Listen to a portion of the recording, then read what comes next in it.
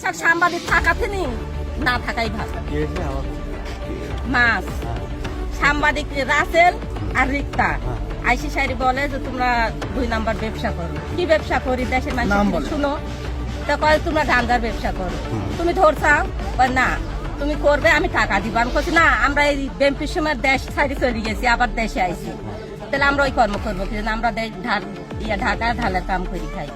তা কয় যে মা তাহলে আমার 5 কেজি মাছ দেওয়া লাগবে। আমি বলি না 5 কেজি নাই, আমার কাছে 2 কেজি মাছ নিয়ে এসে আমার জামাই এই মাছটা আমার পোলা পান খাবে।